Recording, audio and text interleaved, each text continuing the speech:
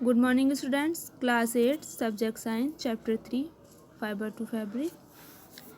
Plastics तो सभी जानते होंगे कि प्लास्टिक्स क्या होता है। हमारे अराउंड जो बहुत सारी चीज़ें हैं जिसे हम देखें कि वो काफ़ी चीज़ें प्लास्टिक से बनी होती हैं, लेकिन प्लास्टिक के भी दो प्रकार होते हैं। उसके बारे में हम पढ़ेंगे आगे। जैसे कि यहाँ पर लिखा हुआ है, कैरी बैग होते हैं, मोबाइल होता है, सीडी होती है, फ़ोन होता है, बोटल्स होती हैं और कैमरा वगैरह। ये सब चीज़ें किससे बनती हैं? प्लास्टिक से बनी होती हैं। अब प्लास्टिक के प्रकार हम पढ़ेंगे यहाँ पर।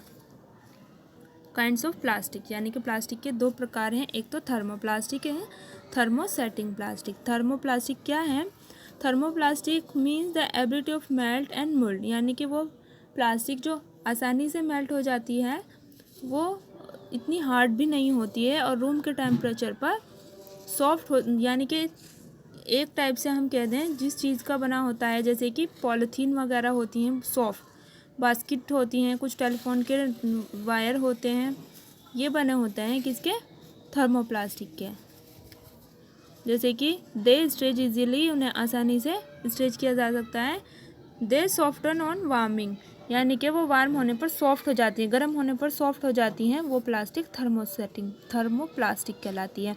अब जाती है दूसरा टाइप है इसका, थर्मोसेटिंग प्लास्टिक। थर्मोसेटिंग प्लास्टिक क्या होती है? Heating and can not be reshaped, यानी कि वो हार्ड होती है काफ़ी। और उसके क्या क्या बने होते हैं, जैसे कि हम उसे टच करेंगे तो वो प्लास्टिक कैसी हो जाएगी? मेल्ट होने में थर्मोप्लास्टिक से थर्मोसेटिंग प्लास्टिक में ज़्यादा वक्त लगता है। और इस प्लास्टिक के बने होते हैं क्या? जैसे आपको पता चल जाएगा, टीवी का जो बॉडी होती है वो उसी प्लास्टिक की बनी होती है, थर्मोसेटिंग प्लास्टिक की। Okay students. और ये प्लास्टिक जो होती है, PVC is used to gutter, PVC is replacing iron.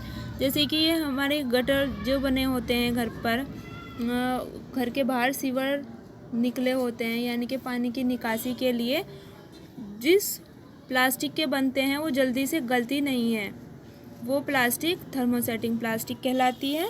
और इसके यूज़ लिखे हुए हैं, पैकिंग मटेरियल्स बनाने में इसका यूज़ होता है और रैप करने में मटेरियल्स को। जैसे कि रेफ्रिजरेटर का जो बाहरी हिस्सा होता है वो थर्मोसेटिंग प्लास्टिक का ही बना होता है। अब आता है प्लास्टिक एंड इन्वायरमेंट। प्लास्टिक किस प्रकार इन्वायरमेंट के लिए हानिकारक है स्टूडेंट्स? अब जो हम यूज़ करते हैं, काफ़ी बाहर जाते हैं तो पॉलीथीन में हमें वहाँ से सामान मिलता है, उसको लाकर हम क्या करते हैं? डस्टबिन में डाल देते हैं। वो डस्टबिन, यानी कि वो डस्टबिन फिर हम बाहर डाल देते हैं। उनसे वो काफ़ी प्लास्टिक्स होती हैं, उनको वो इन्वायरमेंट, यानी कि वो फिर जैसे जैसे किसी भी नगर पालिका वाले लोग उसको ले जाते हैं, फिर वो ले जाकर एक जगह डाल देते हैं, वहाँ पर वो प्लास्टिक जो है जल्दी से गलती नहीं है, यानी कि वो जैसे हैं एज इट इज़ ऐसे ही रहती है और इन्वायरमेंट को नुकसान पहुंचाती है। यदि उसे जलाया जाए तो उसका धुआं नुकसानदायक होता है, वो वायु प्रदूषण फैलाता है। यदि उसको ना भी जला जाए तो वो मृदा प्रदूषण फैलाती है। यदि उसको मिट्टी में भराव के लिए इस्तेमाल किया जाता है उस कचरे को, तो उससे वहाँ की मिट्टी कैसी हो जाती है? बंजर हो जाती है, बेकार हो जाती है। तो सबसे ज़्यादा नुकसान पशुओं को भी होता है, खासकर काउस को।